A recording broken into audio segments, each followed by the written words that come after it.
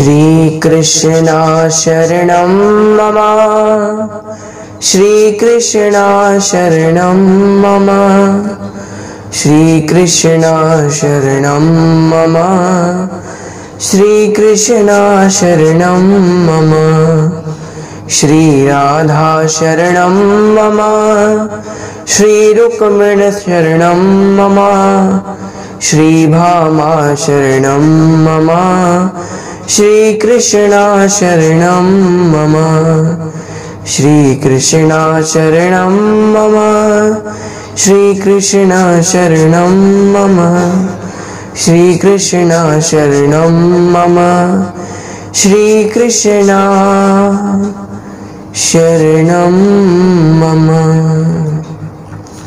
बोलिए श्रीमन नारायण भगवान की जय, बोलिए श्री भक्तवत्सल भगवान की जय, बोलिए श्रीमद् भागवत महापुराण की जय। तो भक्तजनों, जिस प्रकार पूर्व सत्रों में हमने भगवान की कई सारी लीलाओं के बारे में जाना, भगवान श्री कृष्ण के लीला चरित्रों के बारे में जानते हुए हमने पिछले सत्र में गोवर्धन लीला, भगवान की मनोरम लीला, बहुत सुंदर लीला गोवर्धन लीला की ओर अग्रसर होंगे। आज भी भगवान की कई सारी लीलाएं हैं, कई मनोरम लीलाएं हैं, लेकिन उन लीलाओं में प्रवेश करने से पहले मेरी आप सभी से एक बहुत अनुरोध है कि यदि आपने हमारे चैनल को अभी तक सब्सक्राइब नहीं किया है तो प्लीज़ हमारे चैनल को सब्सक्राइब कर लें एवं इस बेल आइकन को भी अवश्य दबाएं, जिससे आपको हमारे नए आने वाली वीडियोस की नोटिफिकेशंस सबसे पहले प्राप्त हो। तो आइए शुरू करते हैं।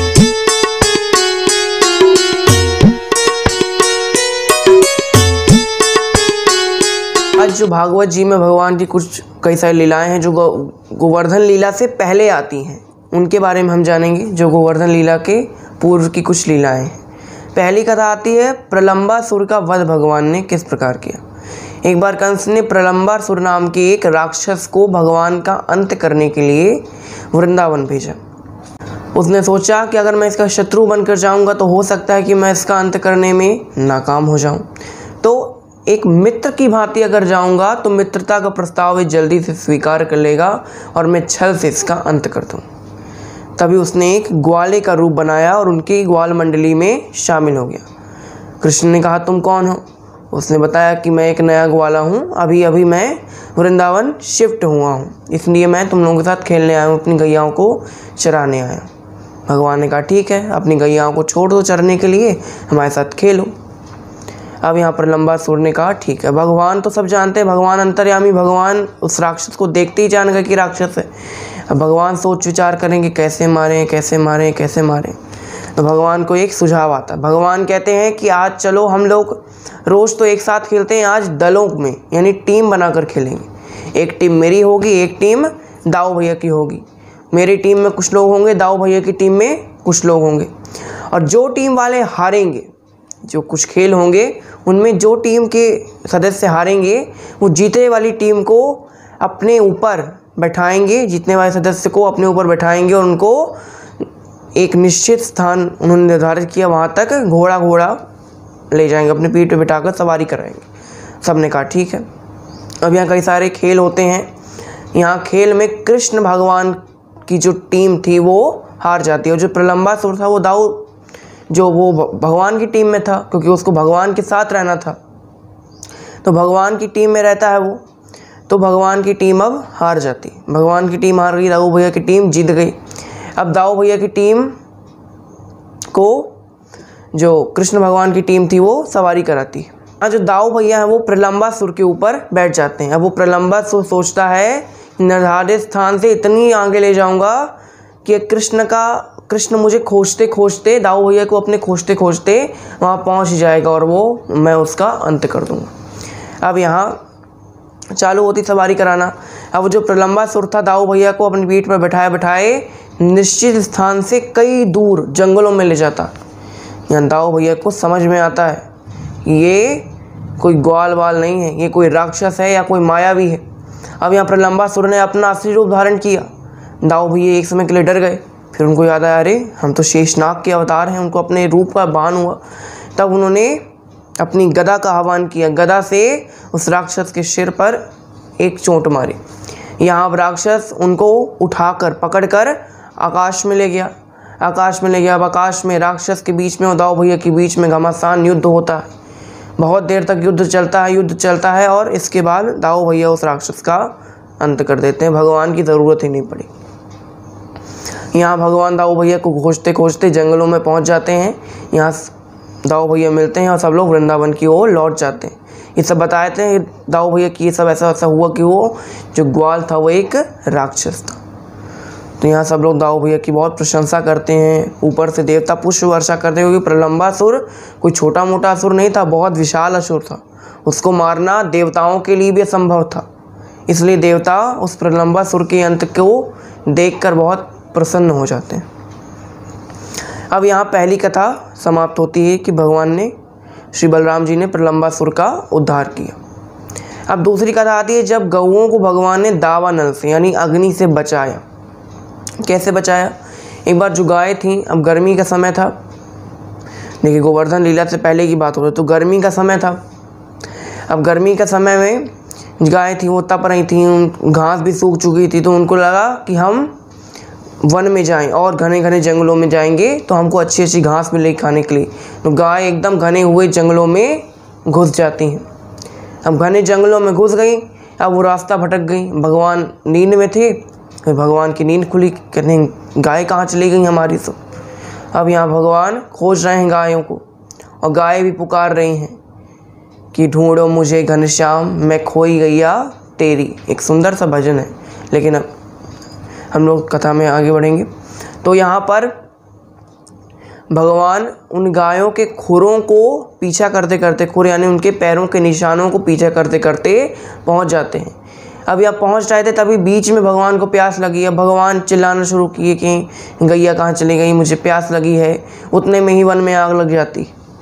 गर्मी का समय था, सूरज की किरणें एकदम अचानक से पड़ी पृथ्वी पर और आग लग गई।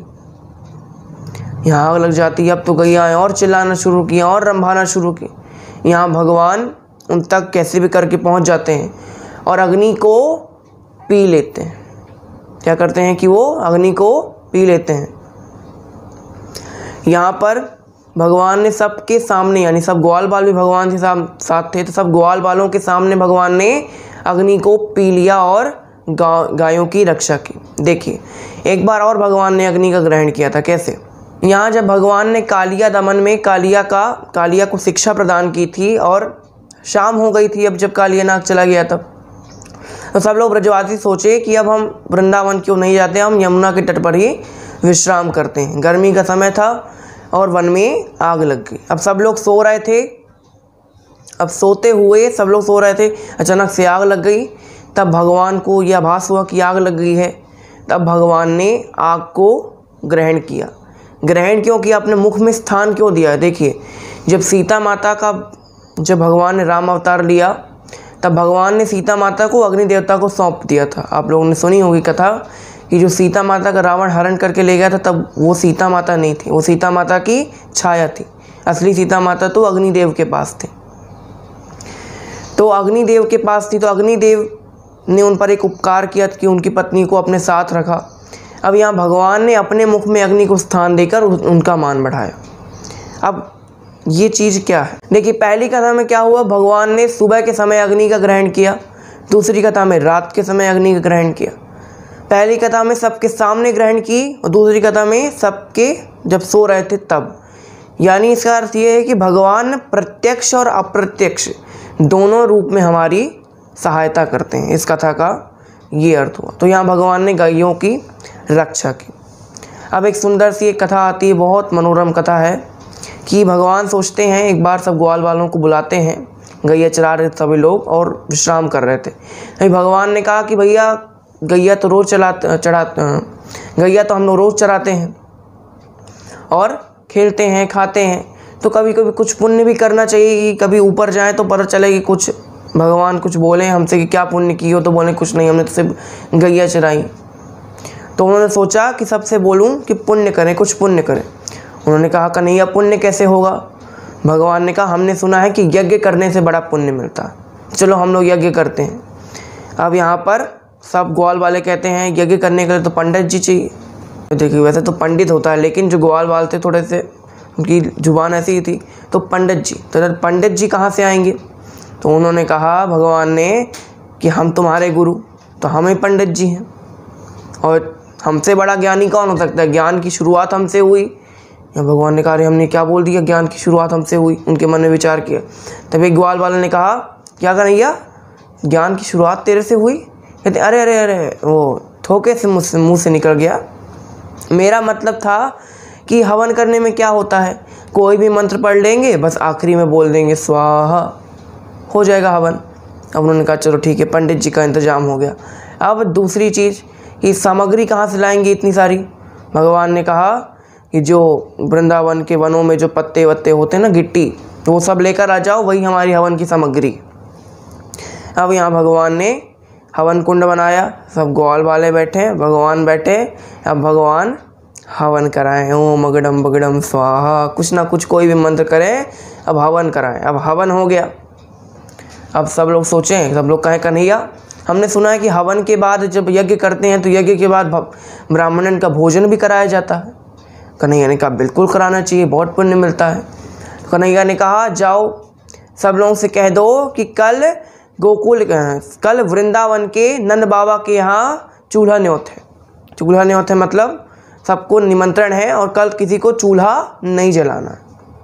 चूल्हा न्योत मतलब चूल्हा नहीं जलेगा कल किसी के यहाँ, कल सब हमारे यहाँ खाना खाएं।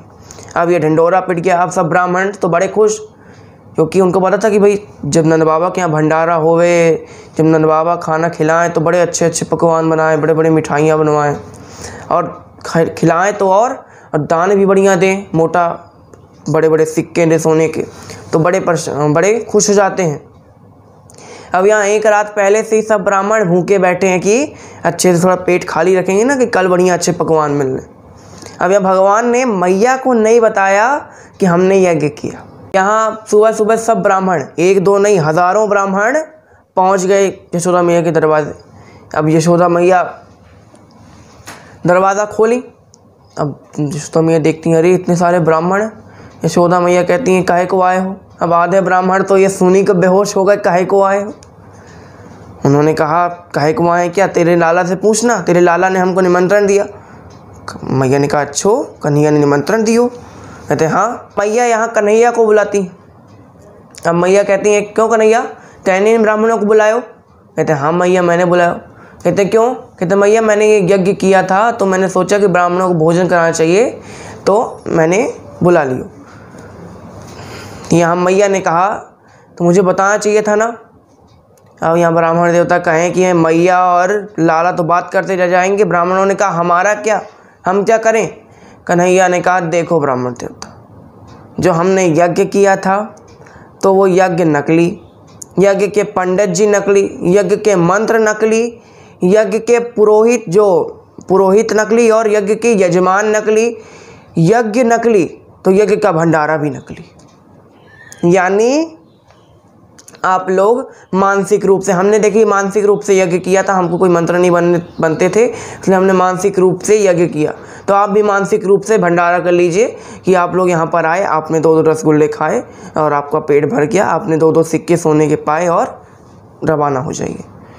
यहाँ यशोदा मैया सुन के तो हंसी के मारे लोटपोट। अब मैया ने सोचा कि ये इतने बड़े बड़े साधु हैं, अगर कन्हैया को अपने संकल्प करके श्राप दे दिया तो। मैया ने कहा परेशान मत होइए, आप सबके लिए मैं भोजन का प्रबंध करती हूँ। तो मैया ने सबके लिए भोजन का प्रबंध किया, कई दक्षिणा भी दी। दक्षिणा लेकर सारे ब्राह्मण भगवान श्री कृष्ण को आशीर्वाद देते हुए वहाँ से चले जाते। ये भगवान की कथा। अब यहाँ पर भगवान की एक लीला आती है जो गोवर्धन लीलाओं की, अब गोवर्धन लीला के बाद की लीला आती है। अभी तो गोवर्धन लीला की कुछ पहले की लीलाएं थी जो की भगवान ने। अब गोवर्धन लीला के बाद की लीलाएं आती हैं। उसमें से देखिए, अब गोवर्धन लीला हो गई तो वर्षा का समय भी निकल गया और अब शरद ऋतु आई। शरद यानी शीत की ऋतु, ठंडी का मौसम आया। अब यहाँ सभी गोपियाँ भगवान को पति रूप में प्राप्त करने के लिए माता शैलपुत्री या माता दुर्गा माने, तो माता दुर्गा की, माता अंबिका की पूजा करती हैं। माता की बहुत सुंदर आरती करती हैं। यहाँ माता प्रकट होती हैं, माता सबको वरदान देती हैं कि तुम्हारे मन में जिस पति की कामना है वो पति तुमको प्राप्त होगा। यहाँ सबने कहा ठीक। तो यहाँ पर सारी गोपियाँ मार्गशीर्ष के महीने में, यानी अगहन का महीना हम कहते हैं कुछ लोग, तो अगहन के महीने में पूजा करती थी। अब रोज़ नदी में स्नान भी करने जाती थी। अब स्नान करने जाती थी तो एक दोष था गोपियों में कि वो निर्वस्त्र होकर स्नान किया करती थी। यहाँ भगवान ने एक लीला रची। यहाँ सारी गोपियाँ जब स्नान करने के लिए यमुना में प्रवेश कर गईं, अब सभी नहा रही हैं बड़े मज़े से, कभी कोई पानी किसी पर छिड़क रहा है, कभी कोई लोटा से नहला रहा है। यहाँ भगवान ने अपने सखाओं के साथ उन सारी गोपियाँ जो थीं उन्होंने अपने वस्त्र नदी के तट पर ही रखे हुए थे, उनको भगवान ने अपनी डंडी से खींचा और सबको कपड़े ले लिए और कदम्ब के वृक्ष पर चढ़कर बैठ गए। अब यहाँ जब स्नान खत्म हुआ तब गोपियाँ ने अपना वस्त्र ढूंढना शुरू किया, वस्त्र कहाँ गए, वस्त्र कहाँ गए। यहाँ गोपियाँ ने नज़र पड़ी ऊपर कन्हैया, तो कहते हैं कि इसी ने हमारे वस्त्र चुराए। उसने कहा कन्हैया, पहले तो भाई उन्होंने चिल्लाया, कन्हैया हमारे वस्त्र दे, जल्दी दे, इतना बेशरम हो गया है कि अभी तक तो माखन चुराता था वस्त्र चुराने लगा है, यशोदा जाकर तेरी शिकायत करूँगी। कन्हैया ने कहा शिकायत कब करोगी, जब कपड़े होंगे ना, कपड़े मैं दूंगा ही नहीं। तभी एक गोपी ने कहा अरे इससे ज़्यादा मुँह न लड़ाओ, अभी इससे शांति से बात करो, जब हमारे कपड़े मिल जाएंगे तो उसके बाद हम उसको बढ़िया क्रोध करेंगे, यशोदा से जाकर बताएंगे। तो यहाँ पर उन्होंने कहा कि भाई यशोदा मेरे से तेरी शिकायत नहीं करेंगे तो हमारे वस्त्र लौटा दे। भगवान ने कहा नहीं लौटाऊंगा। अरे क्यों? कहती है देखो तुम लोगों ने एक अपमान किया है। किसका अपमान किया है? दो लोगों का अपमान किया, एक सूर्य देवता का और एक वरुण देवता का। वरुण में यानी जल में कभी भी नग्न होकर स्नान नहीं करना चाहिए। जल यानी तालाब, कुएं हैं, या मतलब सिर्फ सार्वजनिक स्थान है, तालाब हैं, नदियां हैं, गंगा हैं, इसमें नग्न होकर स्नान नहीं करना चाहिए। कपड़े पहने, आप थोड़े बहुत कपड़े पहने रहें तब आप स्नान कर सकते हैं, वरना आपको पाप लगता है निर्वस्त्र होकर स्नान करने में। यहाँ गोपियाँ कन्हैया से कहती कन्हैया हम समझ गए तेरी बात, बस हमारे वस्त्र लौटा दे। कन्हैया ने कहा ठीक है। कन्हैया उनके वस्त्र लौटा देते हैं। वस्त्र पहनने के बाद तब गोपियाँ बिल्कुल आग बबूल। अब सोचती हैं आज यशोदा के पास जाऊँगी, अब बड़ी परेशान।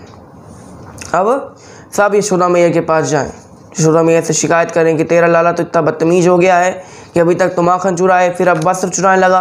तो मैया ने बुलाया कन्हैया से, कन्हैया तो इतना बेशरम हो गया है कि अभी तक तो माखन चुराता था और अब स्त्रियों के वस्त्र चुराता है।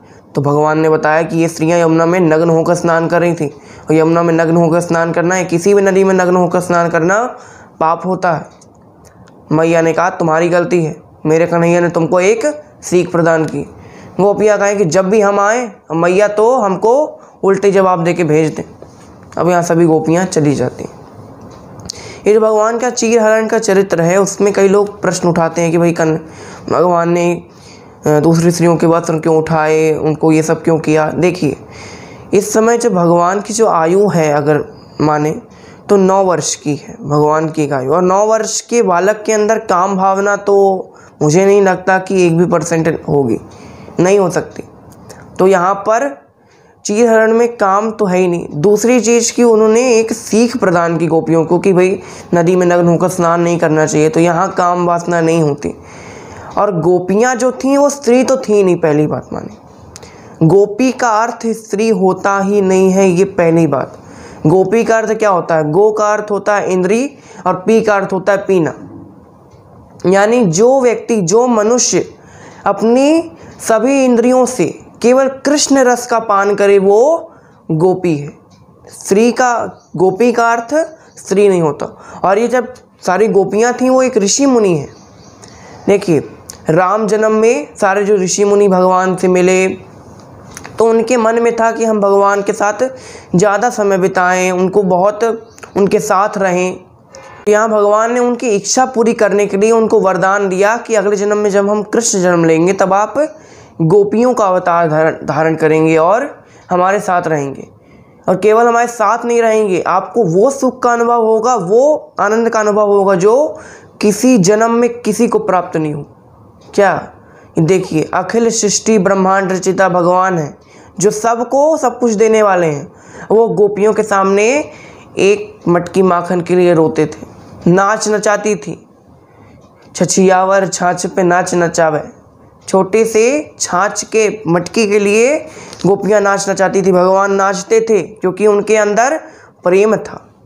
उसको प्रेम भाव कहते हैं, उसको काम नहीं कह सकते। तो चीरहरण में और रासलीला, जो हमारे अगले सत्र की लीला है रासलीला, तो रासलीला में भी कहीं काम नहीं है, उसके बारे में बताएंगे रासलीला के चरित्र में। ये रासलीला के चरित्र में भी कहीं भी काम वासना का कोई भी अंश नहीं है। यहाँ पर चला हमको कि चीरहरण में कोई भी काम की वासना नहीं। ये भगवान का चीरहरण चरित्र यहाँ समाप्त हो। देखिए अब एक कथा आती है जब भगवान ने यज्ञ पत्नियों पर कृपा करी। कैसी कृपा करी? देखो, एक बार भगवान गैया चराते चराते थोड़े वन के एकदम अंदर घने घने वनों में घुस गए।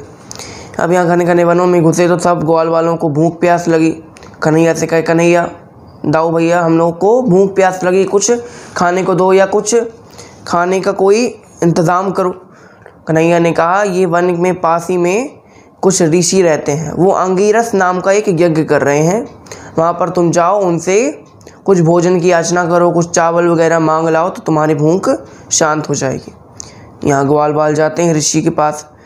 ऋषि अब यज्ञ में मग्न थे क्योंकि उनको स्वर्ग जाना था। अंगीरस यज्ञ करने से स्वर्ग की प्राप्ति होती है।